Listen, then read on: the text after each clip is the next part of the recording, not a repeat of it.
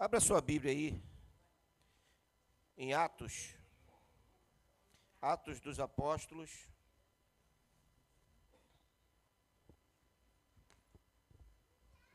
Atos dos Apóstolos, capítulo de número 20.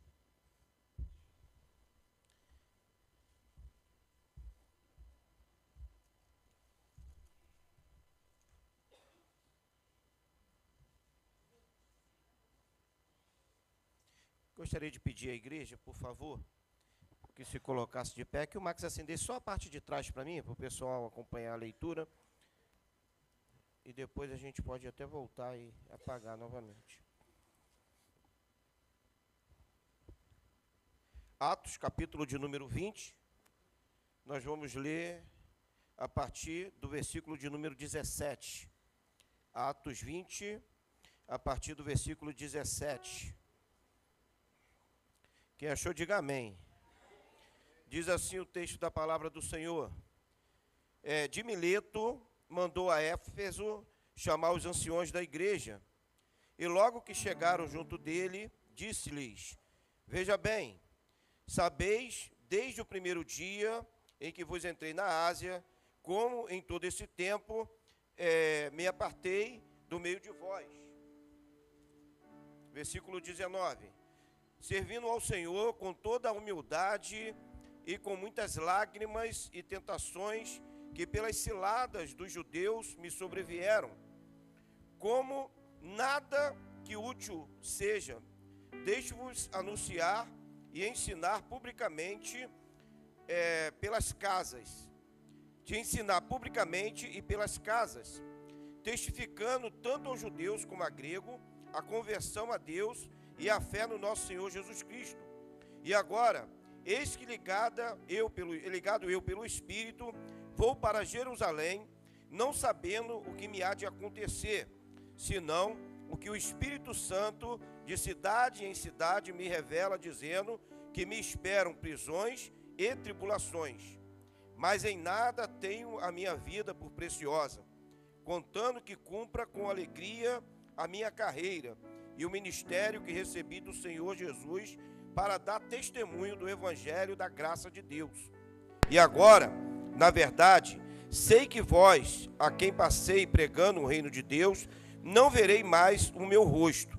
Portanto, no dia de hoje vos protesto que estou limpo do sangue de todos, porque nunca deixei de vos anunciar todo o conselho de Deus.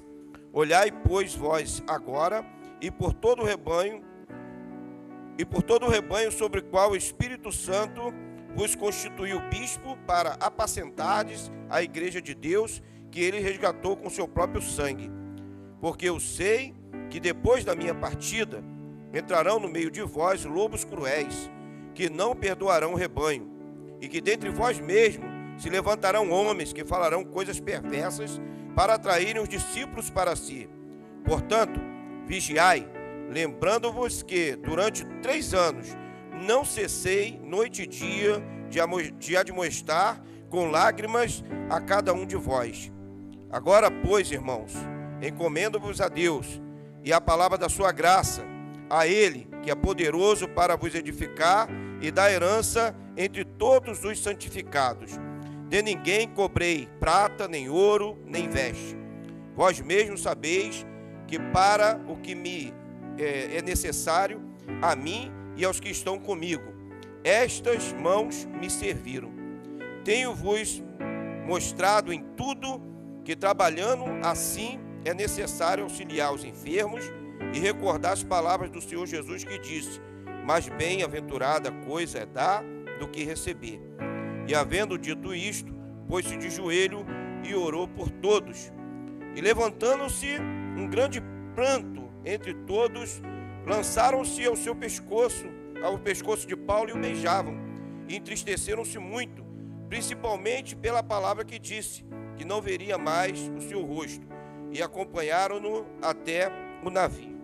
Eu queria que você fechasse os seus olhos nesse momento. Vamos orar ao Senhor, vamos falar com Deus. Senhor Deus e eterno Pai, te rendemos graças, Senhor, pela tua palavra que foi lida. Nós iremos fazer menção, ó Deus, da tua santa e gloriosa palavra, Pedimos ao Teu Espírito Santo que nos ensine, através da palavra, a sermos servos segundo o Seu coração, a sermos pessoas que aprendam de Ti, porque a Tua palavra diz que o Senhor é manso e humilde de coração, e assim também queremos ser.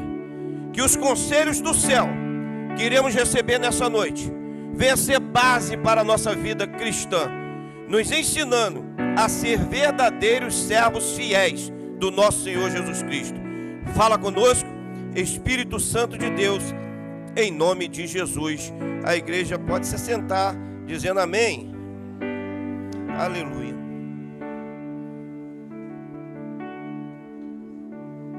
Vou pedir a um diácono, por favor, que apanhe um copo com água para mim.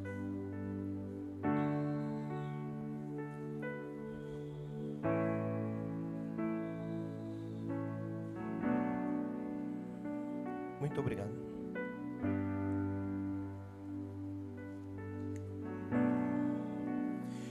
Queridos, esse texto que nós acabamos de ler é um texto que o apóstolo Paulo ele vai pregar para os anciões, os pastores, os bispos da igreja que estava em Éfeso.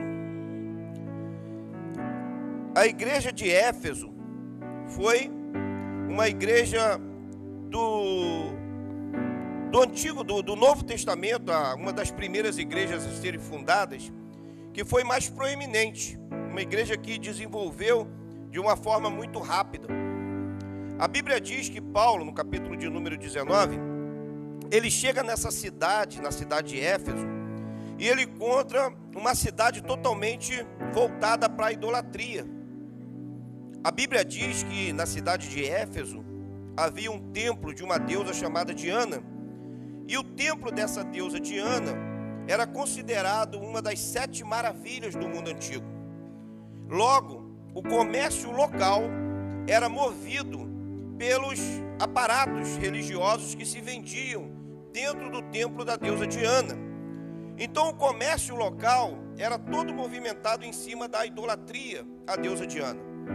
No capítulo de número 19 diz que Paulo chega na cidade de Éfeso, impelido pelo Espírito Santo, e ali o Espírito Santo faz algo sobrenatural. Começa a acontecer um poderoso avivamento dentro da cidade de Éfeso. O Espírito Santo faz algo sobrenatural na vida de 12 discípulos que Paulo encontrou ali dentro da cidade, que conheciam a Jesus, mas que não eram cheios do Espírito Santo de Deus. E esses 12 discípulos, juntamente com Paulo, eles começam então a fazerem ali a obra do Espírito Santo. E o poder de Deus começa a se manifestar dentro daquela cidade. A Bíblia vai dizer que as pessoas começaram a se converter ao Evangelho de Cristo. O poder de Deus começou a trabalhar naqueles corações endurecidos. Algo sobrenatural, porque isso não é obra do homem, isso é obra do Espírito Santo de Deus. Algo sobrenatural começou a impactar aqueles corações. O poder de Deus começou a mover as águas, como foi louvado agora, e aquelas pessoas se sentiram movidas pelo Espírito a entregarem as suas vidas ao Senhor Jesus. A conversão dessas pessoas impactou o comércio local, porque as pessoas convertidas deixaram de comprar os aparatos religiosos. Os feiticeiros da cidade começaram a ver que os trabalhos de bruxaria, de magia negra, de voodoo, caíram grandemente. E as pessoas que tinham livros de artes mágicas, de magia negra, e que trabalhavam ali na forma de ocultismo, começaram a receberem a luz de Cristo e começaram a queimar os seus livros em praças públicas. A Bíblia diz que o dinheiro que poderia ter sido recolhido pela venda dos livros era uma quantia exorbitante, muito grande. E durante 3 anos, Paulo estabelece ali a igreja de Cristo Jesus. Nós vivemos dias onde a porta do Evangelho tem sido fechada em muitos países. Nós vivemos dias em que se cumpre a palavra que diz que nos finais dos tempos o amor de muitos se esfriaria. nós vivemos dias onde o egocentrismo tem tomado conta do lugar de Deus no coração de muitas pessoas. E nunca houve uma perseguição cristã como tem começado a se levantar nos nossos dias. Mas assim como o Espírito Santo de Deus moveu o coração de Paulo para que Paulo não se deixasse levar pelas aparências mundanas, mas que fosse instrumento do Espírito Santo de Deus para impactar vidas. Eu declaro no nome de Jesus que nós somos nessa geração pessoas levantadas pelo Espírito Santo para, através da palavra, proclamar vida através de Cristo. E ainda que corações endurecidos estejam nos cercando, ainda que se levante perseguições, ainda que se levante ideologias que são contrárias ao reino de Deus, o Senhor está levantando nesse tempo eu e você para sermos boca profética de Deus, para fazermos a diferença nessa terra. E assim como Deus levantou Paulo de forma milagrosa, eu profetizo que nessa cidade o Senhor vai levantar a sua igreja. Ei, não vai ser obra do homem, não vai ser por capacidade humana, não vai ser por causa do seu intelecto ou do meu intelecto, não vai ser por conta das catedrais ou de grandes igrejas, mas vai ser pelo poder do Espírito Santo de Deus, que vai impactar os corações daquelas pessoas. Porque aconteceu assim em Éfeso. Quando o Espírito Santo de Deus trabalha, ninguém consegue rejeitar a voz do Espírito Santo de Deus. Você pode dizer, quando o Espírito Santo de Deus trabalha,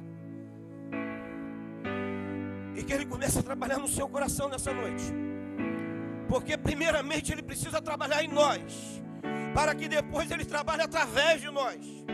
Porque nós não podemos falar para aqueles aquilo que não vivemos. Nós precisamos ser uma igreja que é sedenta pelo Espírito Santo de Deus. Nós precisamos ser uma igreja que tem fome e sede, não de comida e nem sede de água, mas que tem fome e sede pelo Espírito do Senhor.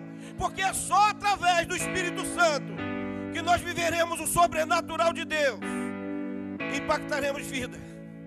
Ô Espírito Santo, o Espírito Santo de Deus trabalha nessa cidade, Senhor. Assim como o Senhor soprou através de Paulo em Éfeso, e aquelas pessoas foram libertas, Senhor. Começa a libertar no meio dessa família os cativos, aqueles que estão acorrentados, aqueles que estão aprisionados. Senhor, sopra o seu vento e liberta esse familiar, em nome de Jesus. Aleluia. Oh, glorificado seja o nome do Senhor. Para que você entenda o contexto de onde nós vamos falar,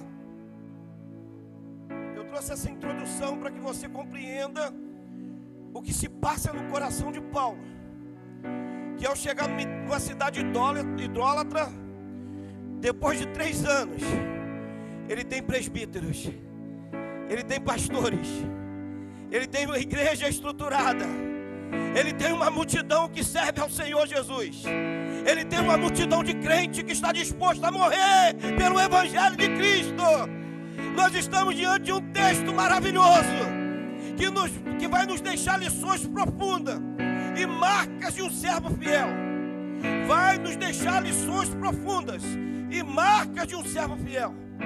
Porque esse texto ele vai nos ensinar 5 características de um servo fiel, através da vida do apóstolo Paulo. 5 características que ele vai passar como instrução para aqueles bispos, pastores, líderes, para a igreja de Cristo. Ele está no último momento com aqueles homens. O texto que nós acabamos de ler diz que ele estava indo em direção a uma sentença. Ele diz que perseguições e prisões o aguardavam e que ele nunca mais veria o rosto daquelas pessoas. Era um discurso de despedida, de alegria no coração de Paulo pelo dever cumprido, pela sensação do chamado de Deus ter sido cumprido. Ele fala: eu preguei o evangelho da graça de Deus, que é capaz de transformar vidas. Estamos falando aqui de um homem que está feliz, apesar das circunstâncias que o aguardam. A primeira marca de um servo fiel é a humildade no serviço. Diga assim, humildade no serviço. Eu acho lindo todas as cartas paulinas, porque existe algo no coração de Paulo chamado humildade para servir o Senhor. Paulo, ele diz: eu me considero o menor dos apóstolos. Eu não sou digno de ser chamado de apóstolos. Eu sou como um abortivo, que eu só estou aqui pela graça do Senhor Jesus. Nós estamos diante do maior pregador que já existiu na face da terra. Nós estamos diante do maior teólogo que implantou o evangelho da graça de Deus, que dá base para a teologia que nós vivemos hoje, a teologia da graça do Senhor. Nós estamos diante de um grande homem de Deus, mas que, no entanto, o que ele exerce aqui é um coração humilde para servir na obra do Senhor. Existe uma máxima que não adianta nós termos a ação certa se nós não tivermos a motivação correta.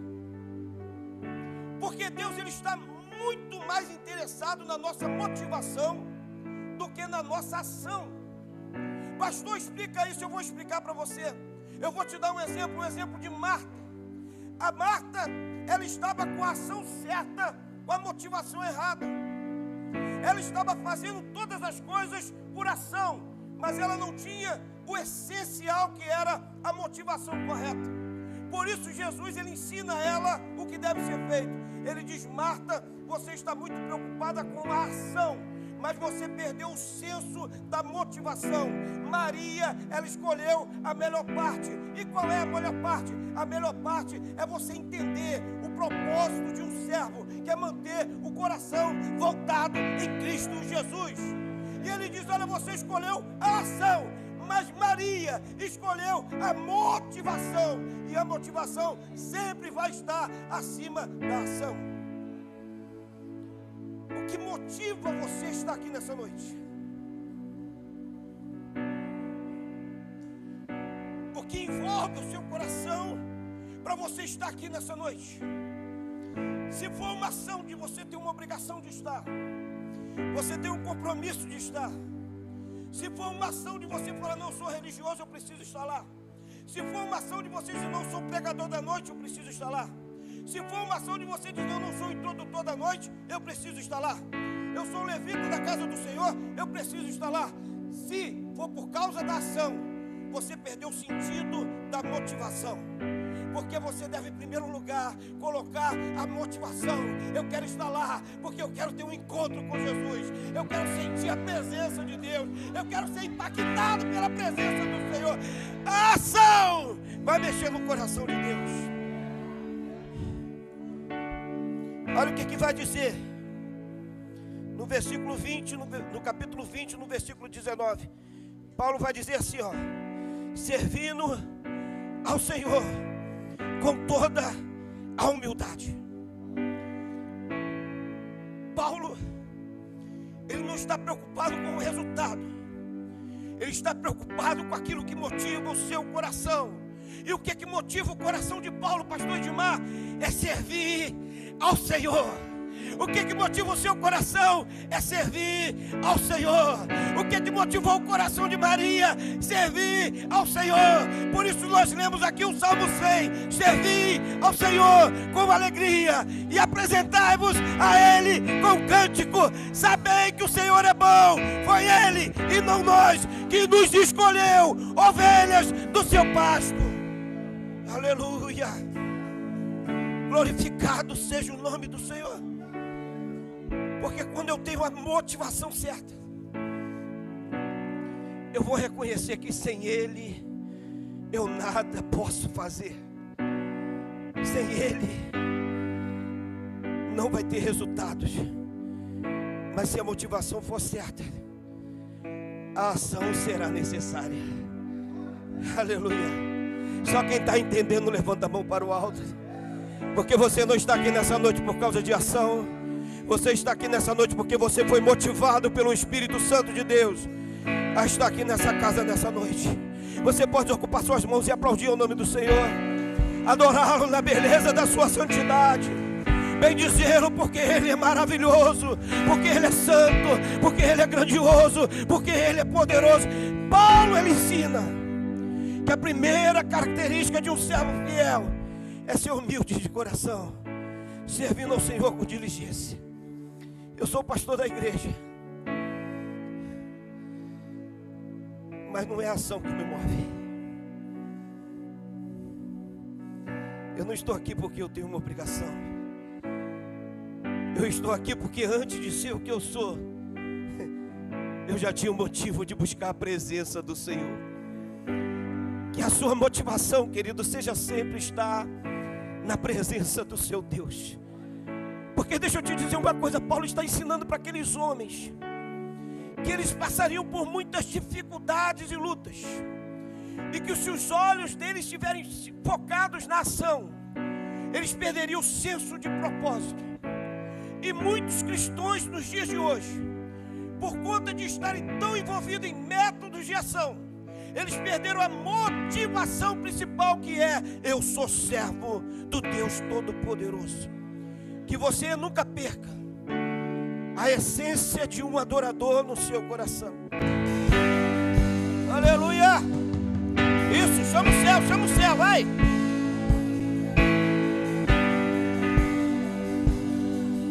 Oh!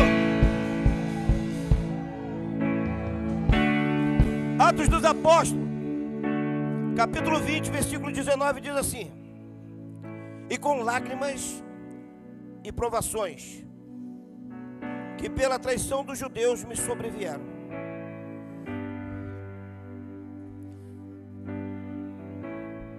diga assim, é forte.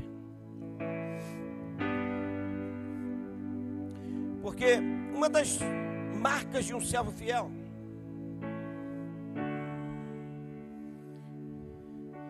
é ter a capacidade de ser resiliente. Paulo, ele está falando com os presbíteros e com os pastores da igreja, que apesar dele ser esse homem de Deus, ele sofreu traições e sofreu perseguições de pessoas que deveriam apoiar, que deveriam validar, que deveriam abraçar, que deveriam vestir a camisa e dizer: eu estou contigo. Mas no capítulo número 20 ele nos ensina que a segunda característica de um servo fiel é ter perseverança em meio às dificuldades. Porque o próprio apóstolo Paulo, ele diz que através das perseguições nós também nos ganhamos estrutura. Nós ganhamos aquilo que há de mais precioso no desenvolvimento de qualquer pessoa, chamado maturidade. A maturidade é a quinta e maior das posições de uma liderança. Um líder que atinge um grau de maturidade, ele não se torna um líder melindroso e nem um líder que se abate por qualquer coisa. Se você atingir o nível de maturidade que Paulo frisa aqui no segundo tópico, perseverança em meio às perseguições, você vai entender que todos nós, sem exceções, em alguma esfera da nossa vida nós sofreremos decepções e sofreremos perseguições.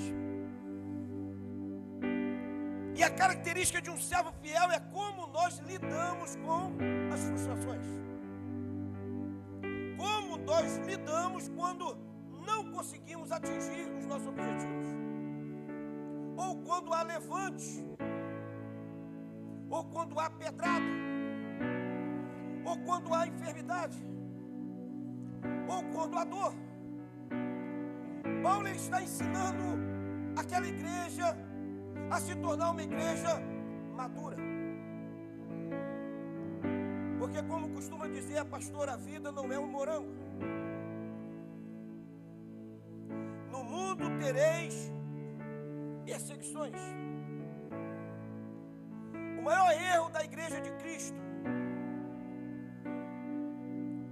é nós queremos agradar o mundo. É nós acharmos que se nós parecermos com o mundo, nós atrairemos o mundo até nós. Quando na verdade a Bíblia diz que se nós amarmos o mundo, o amor do Pai não está em nós. E que de maneira nenhuma quem serve a Cristo será amado pelo mundo. Porque não há senso de propósito entre as trevas e a luz. O mundo jaz o maligno. E a igreja de Cristo precisa despertar para algo. Você quer agradar a Deus? Você precisará desagradar o mundo. O mundo precisa ser confrontado pela palavra e não massageado no seu ego. O mundo precisa se posicionar para a luz, para sair das trevas. E não a igreja se corromper as trevas para tentar vir à luz.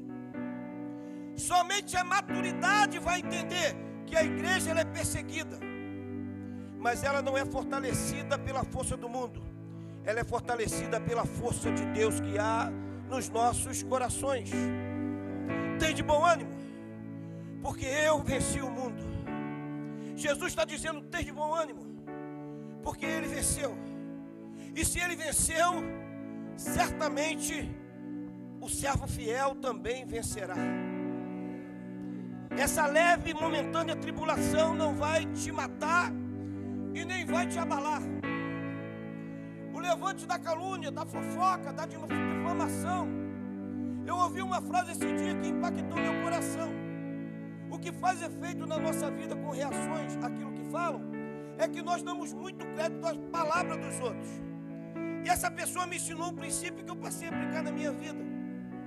Se você zerar os elogios e você na mesma proporção zerar a crítica, você vai viver de acordo somente com o que a palavra diz no seu coração. Se o valor da crítica não mexer no seu ego e o valor dos elogios não mexer no seu ego, você não vai se abalar como Paulo também não se abalou. Perseverança em meio às perseguições. Quanto mais batiam em Paulo, mais fortalecido ele estava na presença do Senhor. Quanto mais tentavam usurpar a sua autoridade, mas ele dizia, posso todas as coisas naquele que me fortalece. Quanto mais pedrada, ele dizia, vivo não mais eu, mas Cristo vive em mim. Aleluia. Quanto mais prisões e perseguições, mais ele louvava e mais ele engrandecia o nome do Eterno. E sabe o que acontecia? Quando Paulo zerou os elogios e zerou as críticas, a Bíblia diz que o poder de Deus se aperfeiçoou na sua fraqueza. Eu quero profetizar nessa noite que todo espírito de milindros, que todo espírito de sensibilidade humana, que todas as fraquezas por palavras, por ações e por sentimento de achar que está agradando A ou a B, caem por terra hoje da sua vida. O Senhor está levantando nessa noite, de acordo com o que Paulo está dizendo, o espírito de fortaleza na igreja de Cristo Jesus. Você não será confundido, você não será abalado. O Senhor fortalece o nosso coração nessa noite, com like ou sem dislike, com elogio ou com crítica. Nós não estamos aqui para agradar o homem, nós estamos aqui para agradar a Deus. O Senhor está te fazendo nessa noite resiliente. E o Senhor manda te dizer, você está voltando nessa noite à forma original do Espírito Santo de Deus na sua vida. Só quem recebe essa palavra, erga a mão para o alto e diga, nessa noite eu saio desse lugar como fortaleza do Senhor. Eu saio dessa casa fortalecido pelo poder de Deus. Perseverança em meio à dificuldade. Terceira característica de um servo fiel: fidelidade ao Evangelho. Você pode repetir? Fidelidade ao Evangelho. Ele vai dizer assim no versículo de número 20, versículo 20, capítulo 20. Abra sua Bíblia aí. Atos 20, 20.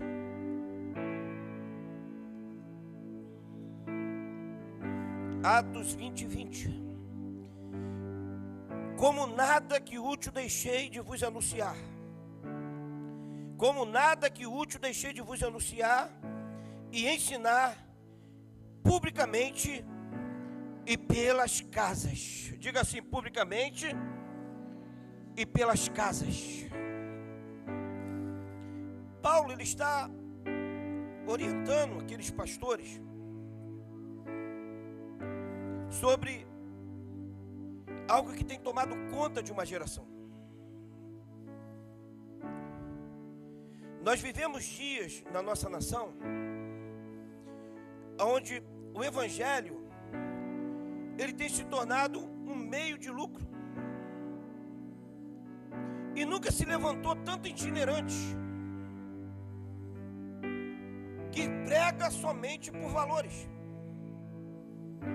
Eu nunca me esqueço, um tempo atrás, na intenção do nosso coração de agradar os jovens dessa igreja, trazendo aqui um grande grupo famoso de cantores. E nós ligamos lá para a secretária, porque essas pessoas não atendem mais, não falam mais, são acima da média. E foi falado ali sobre a necessidade de trazê-los aqui, para que eles pudessem louvar uma noite de adoração. Pois bem, a pergunta foi feita: vocês podem vir? E ele falou: nós podemos sim. Foi dito a data. E ele disse: olha, nós não cobramos cachê, mas nós pedimos uma pequena oferta para pagar o combustível do carro. E eu, inocentemente, calculei, falei: poxa, deve ser R$300, R$200, R$400. E eu perguntei qual seria o valor desse combustível. E ele disse R$4.000. Provavelmente é querosene de aviação. Porque R$4.000. Eu falei: vocês vêm de Alagoas? Vocês vêm de qual estado? Não, nós somos da Barra da Tijuca. As pessoas, elas têm servido ao Senhor tão somente por infidelidade. Falta-lhes a dedicação à verdade do evangelho. Paulo, ele está dizendo aqui: olha, eu pregava publicamente. Se você for ver o capítulo de número 19, Paulo pregava nas praças. Paulo pregava no meio das sinagogas. Mas Paulo, ele não perdia a essência do evangelho, que era estar de casa em casa, perto de pessoas, amando gente do povo, estando perto de pessoas simples, repartindo pão, tomando café, sentado numa mesa. O que está faltando para um servo fiel nos dias de hoje é que a simplicidade do evangelho volte ao coração da igreja, para que a igreja consiga entender que o evangelho, ele não é só para ser vivido aqui, mas o evangelho é para ser repartido.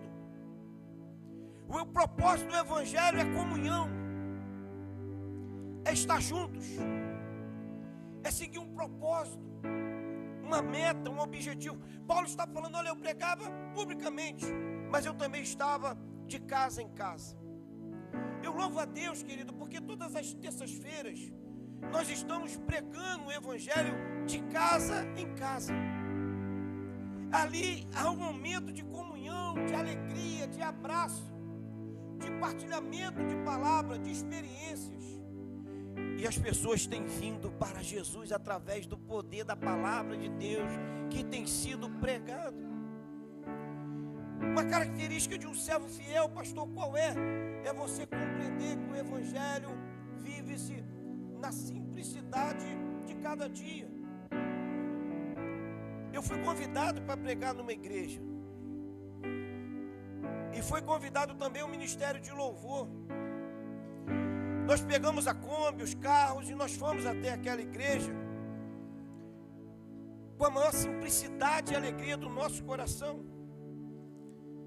E quando o ministério de louvor subiu para trabalhar naquele lugar, louvar o Senhor naquele lugar, a pessoa que nos convidou, ele disse assim: vocês vão cantar esse louvor?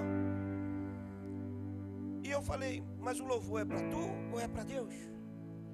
Aí ele disse uma palavra, disse: porque aqui é uma igreja de alta ajuda. Se não tiver um louvor que mexa na alta ajuda, o povo não consegue receber. E eu disse para ele, eu falei: talvez a motivação esteja errada, porque nós não viemos aqui para receber. Nós viemos aqui para dar o melhor louvor ao nome do Senhor. Queridos, naquele lugar nós fomos tão envergonhados, que eu me lembro que quando eu subi para o púlpito para pregar, as pessoas da igreja, elas se levantaram, estavam saindo na porta já para ir embora, porque foi passado a mensagem da palavra de Deus às 9h45 da noite, de um culto que acabava às 9h30. E ele disse para mim assim: só sobrou 5 minutos, você tem que falar rápido, porque o pessoal estava indo embora. E eu tive que gritar do altar, dizendo: por favor, tranca a porta e não deixa ninguém sair, porque a palavra vai ser pregada e o poder de Deus vai se movimentar nesse lugar. Enquanto eu pregava, dentro dos 5 minutos, a filha, neta do pastor, não sei quem era, se levantou e começou a tocar bateria junto com a primeira dama, a pastora, e eu pregando e a criança tocando bateria, atrapalhando a pregação. E eu entendi que aquele lugar já não é mais um lugar onde se prega o Evangelho. Já não se vive mais o Evangelho. Já não tem mais a simplicidade do reino, porque se deixou perder pela motivação de estar com os prazeres do mundo. Paulo está dizendo aqui no versículo de número 20: como nada que útil deixei de vos anunciar e ensinar publicamente também pelas casas.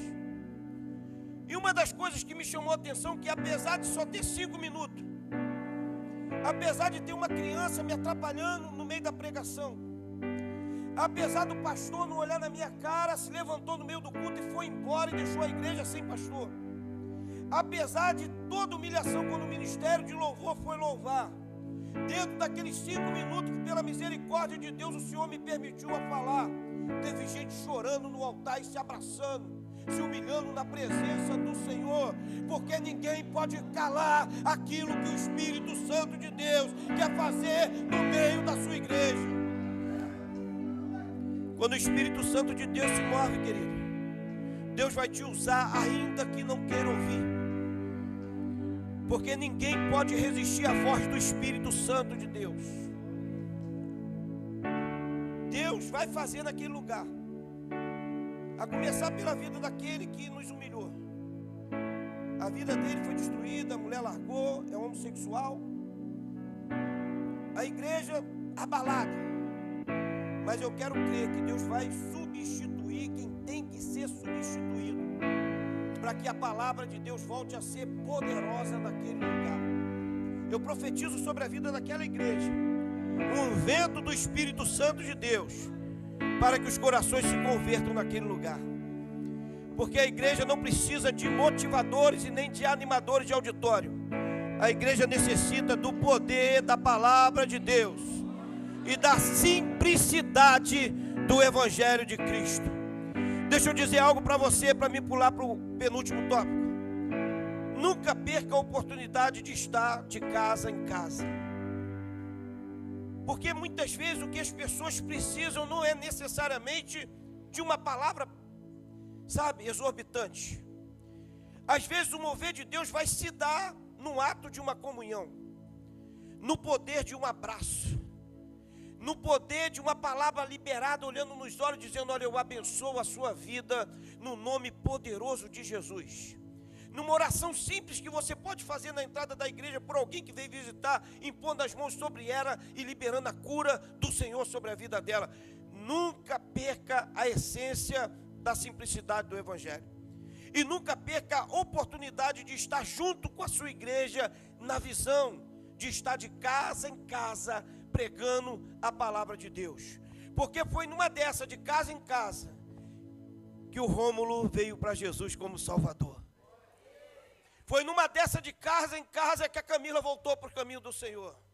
É uma dessa de casa em casa que Deus tocou no coração daqueles jovens que foram para o encontro com Deus. Foi numa dessa de casa em casa que nós ouvimos o testemunho de uma jovem hoje. Eu era perdida, eu vivia no meio da farra, eu vivia no meio do cigarro, eu vivia no meio do mundo errado, mas eu fui liberta pelo poder do Espírito Santo de Deus. Aonde isso aconteceu? E ela disse, a irmã Andressa me convidou. Foi de casa em casa, foi indo na casa, foi ouvindo a palavra. Eu fui para o encontro, eu fui impactada e eu fui liberta pelo poder do Senhor. Você pode aplaudir o Senhor Jesus? Aleluia. Diga assim, dedicação à verdade. Porque o mundo não precisa de mais nada. O mundo não precisa de mais nada. A terceira característica do servo fiel é dedicação à verdade. Porque a palavra diz que se nós formos dedicados à verdade, a verdade vos libertará. A verdade é que vai libertar. Se dedique à verdade do Evangelho, tanto na igreja quanto de casa em casa. Quarta característica de um servo fiel. Abra sua Bíblia aí, Atos 20, 28. Eu já estou encerrando. O cuidado com o rebanho. Quarta característica de um servo fiel. Cuidado com o rebanho. Diga assim, cuidado com o rebanho. Aleluia. Cuidado com o rebanho. Paulo ele está orientando os pastores e líderes. Paulo ele está falando para a sua liderança, dizendo, olha, tenha cuidado do rebanho. Cuida, porque a ovelha tem uma característica. A ovelha, apesar de ser um animal dócil e inteligente, a ovelha ela é um pouco atrapalhada. Se a ovelha cai no buraco, ela não consegue sair. A ovelha não consegue correr. A ovelha ela não tem astúcia, sabe? Ela não é um animal que tem muita malícia. Ela é um animal simples, dócil. Por isso o pastor precisa ser defensor das suas ovelhas. Por isso os ministros precisam zelar pelas suas ovelhas. Por isso eu pedi para que os diáconos, os líderes, os ministros sentassem à frente, para que a gente estivesse aqui em forma de corpo de Cristo, fortalecido no Senhor, intercessores da igreja, pessoas que se dedicam pelo rebanho de Cristo. A quarta característica de um servo fiel é o cuidado com o rebanho, o cuidado pastoral. Atos 20, 28 diz assim: olhai, pois, por vós mesmos e por todo o rebanho sobre o que o Espírito Santo vos constituiu, pastores e bispos. Em primeiro lugar, nessa quarta característica de um servo fiel, que é o cuidado com o rebanho. Paulo está falando aqui desse cuidado com o rebanho, esse cuidado pastoral. Paulo está falando que o primeiro cuidado que nós, como servos do Senhor, precisamos ter é com nós mesmos. Porque muitas vezes nós não cuidamos dos nossos, não cuidamos do templo do Espírito Santo, não cuidamos da nossa saúde, não cuidamos do nosso bem-estar emocional,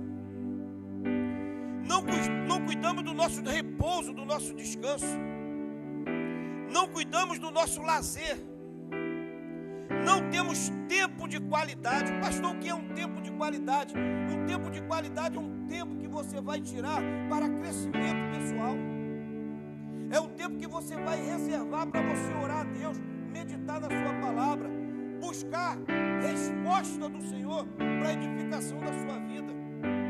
Tempo de qualidade é um tempo de diálogo que você tem com o seu filho.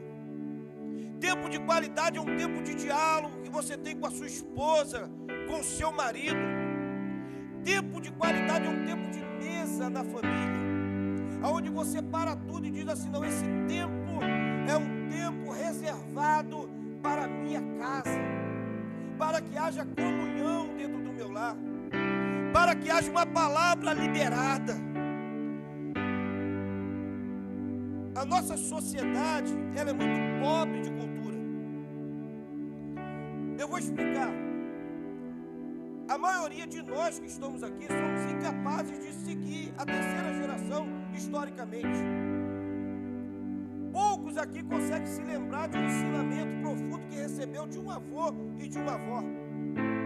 Bisavô e bisavó, muitos de nós não sabemos sequer o nome. É verdade ou não é? Não temos registro histórico, nem cultural das nossas raízes. É muito comum, foi pregado aqui na quinta-feira, o registro histórico dos descendentes de Jesus, desde a origem. O judeu faz isso historicamente, para que se crie raízes. Você e eu temos a oportunidade de incutir na cabeça dos nossos filhos tempos de qualidade, conselhos, experiências, desafios, auxílio. Josué ele vai dizer que nós devemos falar da palavra. Quando ele repete a lei, ele diz que nós devemos falar debaixo da casa, na mesa da sala, no caminhar, em todo o tempo. Tempo de qualidade, diga assim, tempo de qualidade. É o que a igreja necessita nos dias de hoje. Nós vivemos dias, querido, que a banalização da família se tornou algo tão terrível. Eu fui trabalhar na casa de uma cliente. Enquanto eu trabalhava, começou uma grande discussão na sala da casa. E geralmente as famílias se reservam, não é verdade? Ninguém vai bater boca com o marido na frente de uma visita. É verdade ou não é? A lógica é que isso é quatro paredes. Ninguém vai discutir com o filho na frente de um estranho. Mas começou-se ali uma grande discussão. E eu trabalhando, orando a Deus, falei, Senhor, vem com o teu espírito. Eu não sei o que está acontecendo, mas é constrangedor para a gente trabalhando ver algo tão terrível acontecendo, uma briga muito feia, uma discussão muito grande. E dentro daquela família existia algo que estava terrível, porque dentro da casa existia uma outra casa. E justamente naquele dia se descobriu que aquela jovem estava vendo um filme pornográfico no meio da sala, onde a mãe estava sentada assistindo TV. Por que eu estou te falando isso, querida? Porque isso é assombroso. Isso é fora dos parâmetros normais. Por que eu estou te falando isso? É porque talvez dentro da sua casa o seu filho esteja se perdendo debaixo dos seus olhos, e você cegamente não consegue perceber, porque você não tem mais tido tempo de qualidade com ele.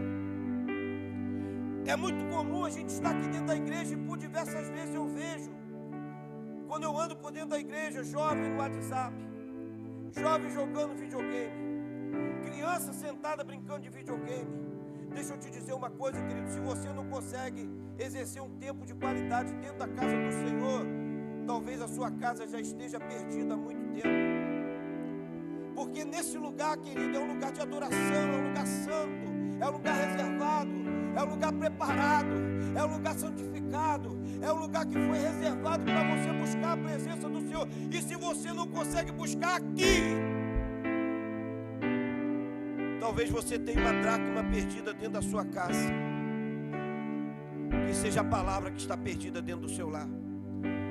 Mas nessa noite o Senhor está me levantando para dizer: varra com diligência a sua casa, até encontrar esse tesouro que Deus confiou a você, até achar a sua família e possa reservar com a sua família tempo de qualidade. Paulo está dizendo primeiro para eles: cuida da sua vida. Sabe por quê? Porque o filho estava perdido dentro da casa do próprio pai, e ele está dizendo: não adianta você ganhar o mundo inteiro e perder a sua alma.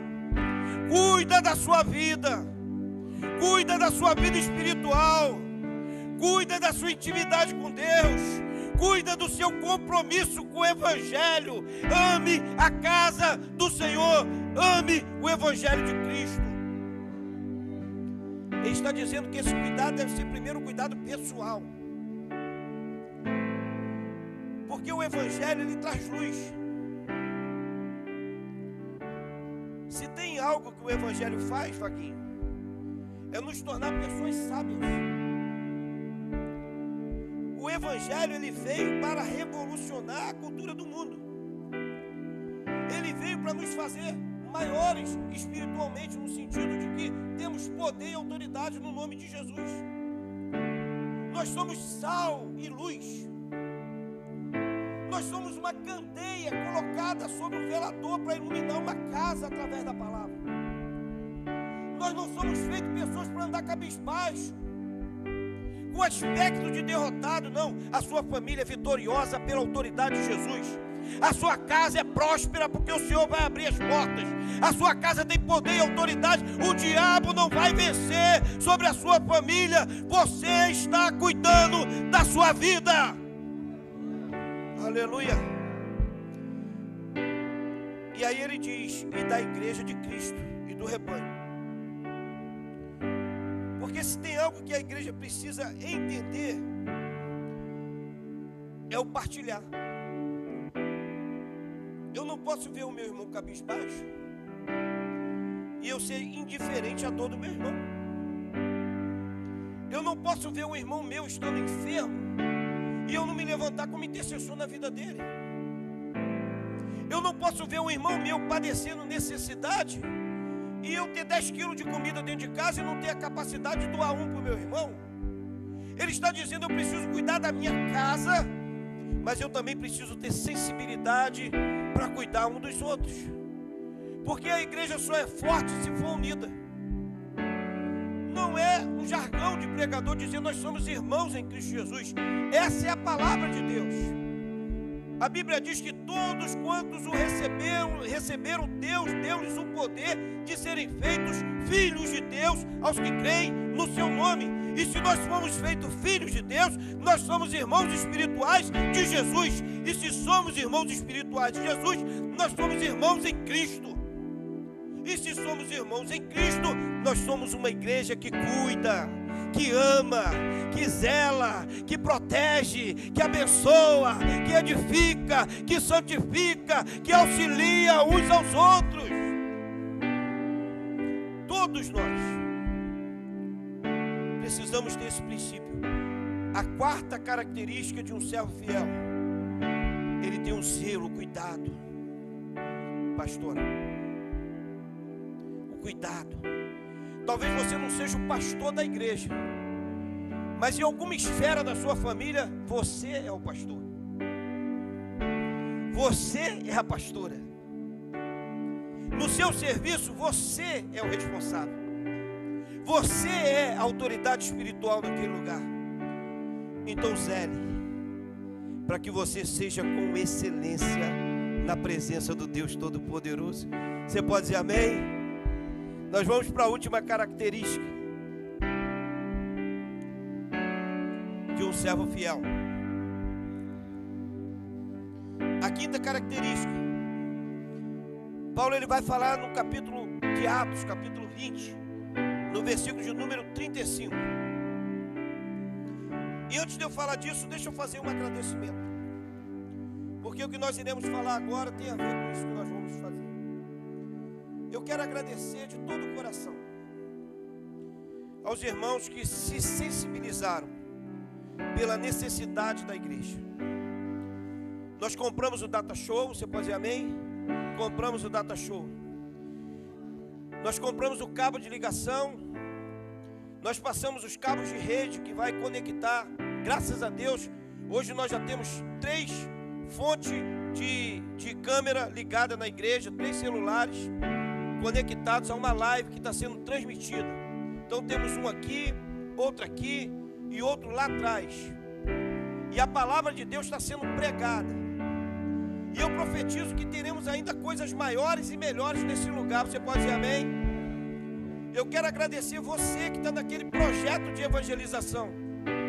que nós vamos passar as informações depois no culto de quinta-feira para a igreja. Nós vamos fazer aqui uma grande festa. E você será nosso convidado para esse lançamento. Você será nosso convidado para estar aqui. Então eu quero agradecer você que ofertou. Essa caixa de som aqui vai para o concerto. Essa ali já está consertada. Essa aqui também vai para o concerto. E graças a Deus, porque Deus tem levantado pessoas generosas nesse lugar para abençoar a casa do Senhor. Você pode aplaudir o Senhor Jesus. Deus abençoe sua vida.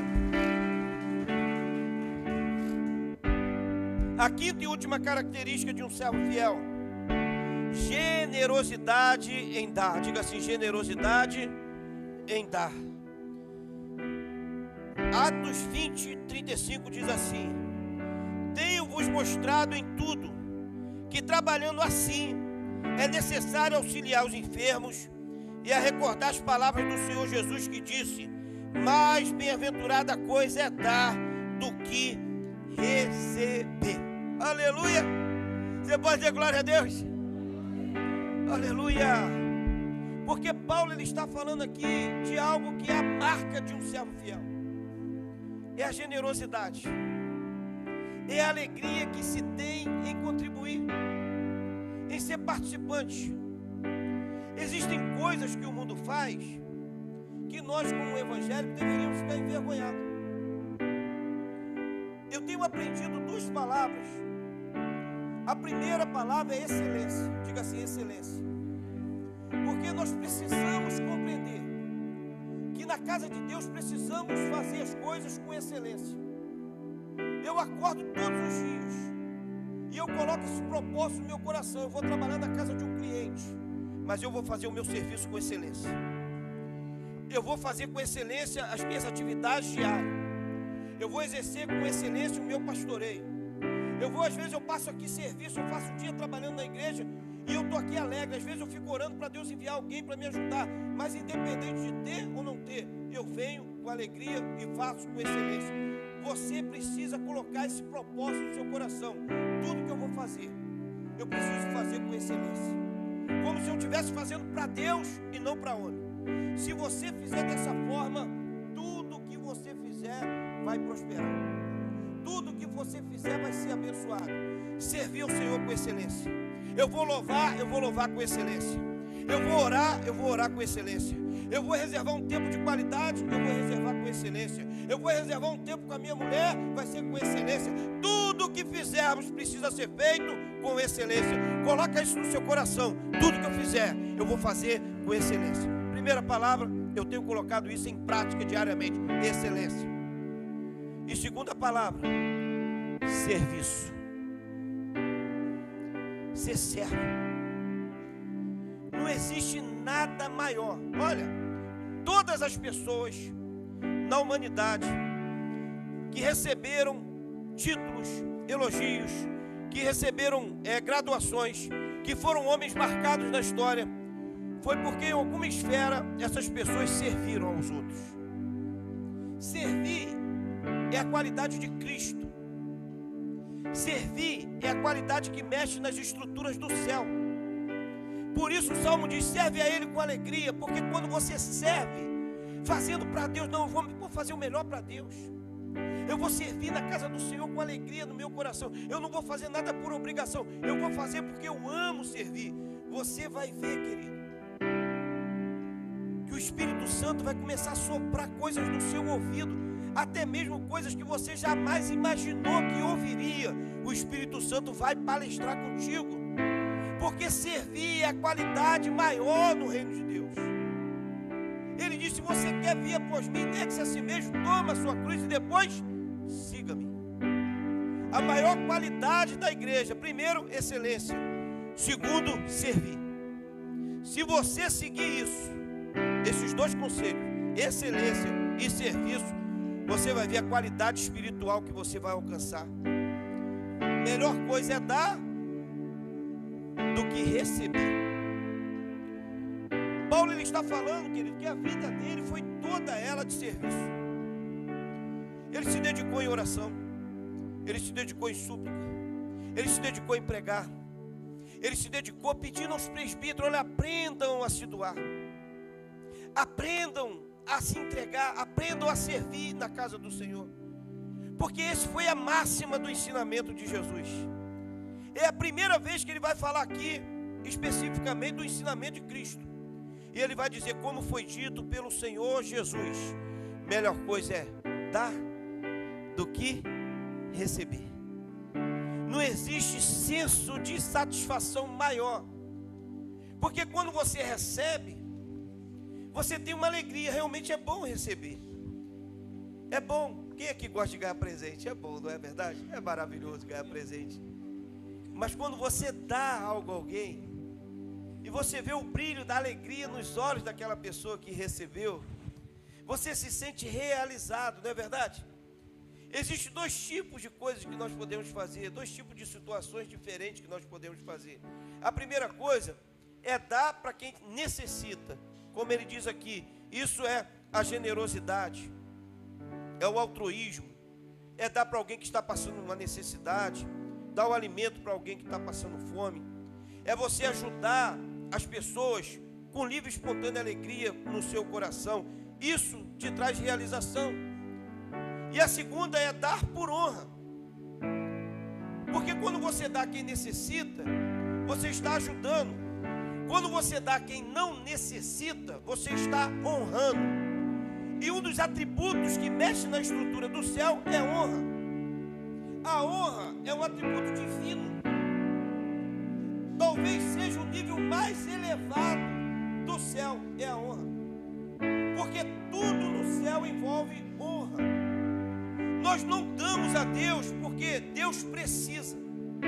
Afinal de contas, a Bíblia diz que Deus é o dono da prata, é o dono do ouro. A Bíblia diz que a terra e a plenitude da terra são do Senhor. A Bíblia diz que Deus, Ele não necessita de nada. Então por que Ele fala para nós darmos? Porque quando nós entregamos a Deus, nós honramos a Ele. Quando você honra alguém que não necessita, mas você honra pelo que a pessoa é, essa pessoa, ela tem um senso no coração. Esse senso chama-se generosidade. A generosidade é um dos atributos divinos. Quando você honra a Deus, a Bíblia diz assim, ó, honre ao Senhor com os seus bens e com os primeiros frutos da sua terra. Você honrou por quem Deus é, pelo atributo divino. Deus precisa disso? Deus precisa de uma maçã, de um fruto da terra? Deus precisa? Não. Deus precisa dos meus bens? Nem bens eu tenho. Deus precisa dos... Quais os seus bens? Quais são os seus bens? Às vezes é 10 reais, 50 reais. Os nossos bens, para Deus é nada. O salmista vai dizer assim, ainda que eu desse todos os bois da terra, todas as árvores do Líbano, nada disso seria nada para o Senhor. Não satisfaria Deus. Não iria satisfazer o coração, porque Deus não necessita disso. Por que então Deus pede? Porque isso é honra. Honre ao Senhor com as primícias, com os primeiros frutos da terra. Aí a Bíblia diz assim, ó, então se encherá de vinho os teus lagares e de azeite os seus tonéis, porque vai vir uma prosperidade abundante do Senhor. Porque se eu tenho um atributo de entregar por honra, Deus tem um atributo de devolver por generosidade. Deus tem o poder de multiplicar, porque Ele ama dar. Ele diz, olha, a melhor coisa é dar do que receber. Como que Deus falaria de um princípio que Ele não seguisse? Pensa bem que esse ano Deus está falando de um princípio, é porque Ele segue esse princípio. Se Deus está me dizendo que a melhor coisa é dar do que receber, é porque esse é um princípio dele. Então quando eu honro a Deus, Deus devolve em bênção sobre a minha vida. Você pode se colocar de pé nessa noite? A quinta característica de um servo fiel é a generosidade do seu coração. Nessa noite, eu peço ao Espírito Santo de Deus que modifique a natureza do seu coração. Eu peço ao Espírito Santo de Deus que fale ao seu coração. Essa é a quinta característica que Paulo está dizendo: olha, eu fiz assim, eu fui fiel, eu fui generoso, eu abri o coração, eu honrei, eu fiz primeiro, porque a melhor coisa é dar do que receber. Eu peço a Deus que você entenda essa generosidade de Deus e que você passe a aplicar essa quinta característica de um servo fiel, para que Deus trabalhe assim no meio da sua casa e também no meio da sua família. Pode chamar o céu aí, Ministério de Louvor.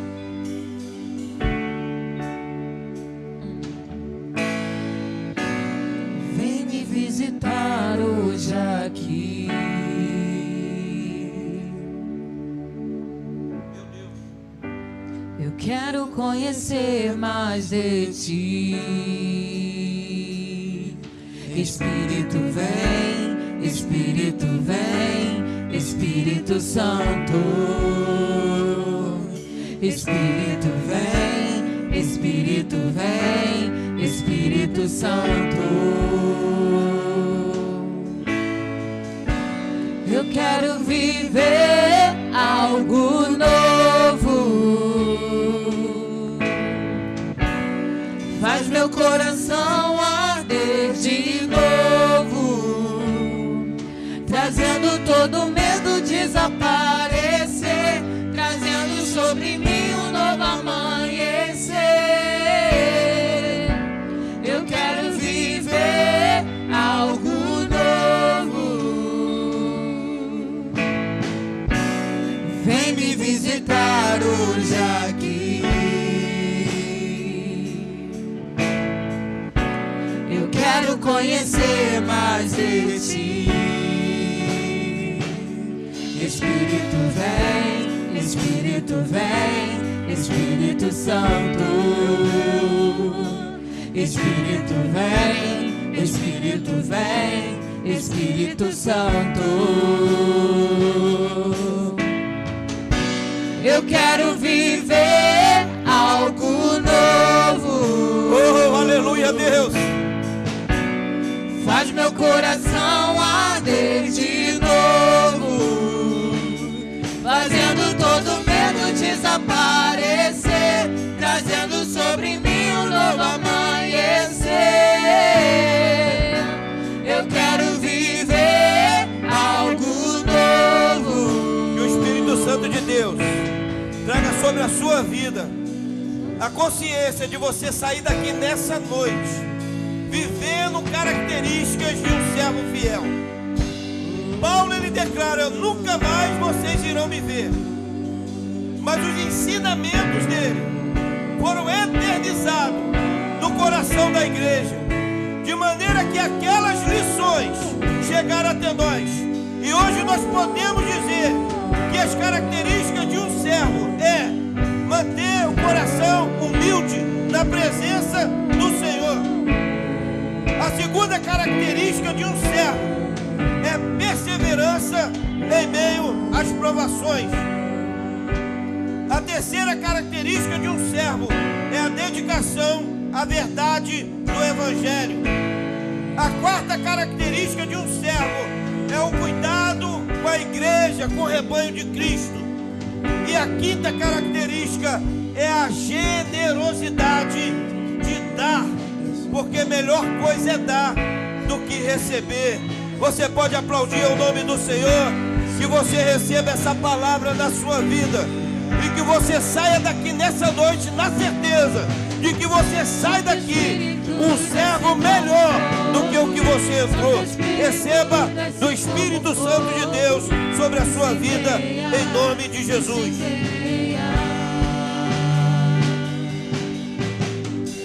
Santo Espírito desce como fogo, Santo Espírito desce como fogo, incendeia, incendeia. Diga isso, Senhor, desce sobre esse lugar. Santo Espírito desce como fogo, Santo Espírito desce como fogo, incendeia, incendeia. Incendeia, incendeia.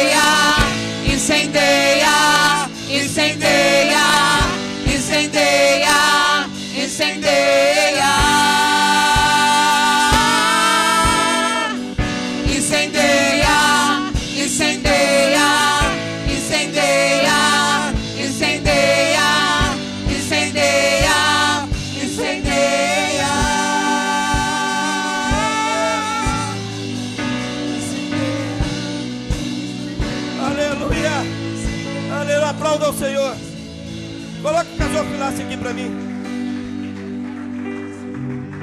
Queridos, se você deseja também abençoar a casa do Senhor, nós vamos fazer a oferta agora. E se você quiser ajudar a nós melhorarmos aqui a qualidade da casa do Senhor, faça aí uma ajuda, abençoa. Talvez você não tenha aqui, mas anota aí o número. Eu vou fazer um Pix depois, quando eu chegar em casa. Eu vou passar aqui no cartão. Mas não deixe de ter esse coração generoso, para nós melhorarmos a qualidade da casa do Senhor, para nós termos aqui uma igreja de qualidade, para poder pregar a palavra a cada vez e mais longe, para que mais e mais pessoas possam receber do Senhor Jesus. Quer ver um exemplo? A irmã Maria do Carmo, uma bênção nessa casa. Líder de célula, uma célula maravilhosa, a célula da Jerusalém, que a irmã Carminha dirige, é aqui do lado da igreja, é na casa da minha mãe, ali a célula. Uma bênção essa célula, é uma célula que só vai as senhoras lá, é uma bênção. O poder de Deus, a irmã Cissa também está lá, a filha da irmã Cissa, que é uma jovem, está lá também, uma bênção a célula. A Fran veio para Jesus através dessa célula, e outras pessoas têm ido. A Maria do Carmo, ela veio para Jesus através da live.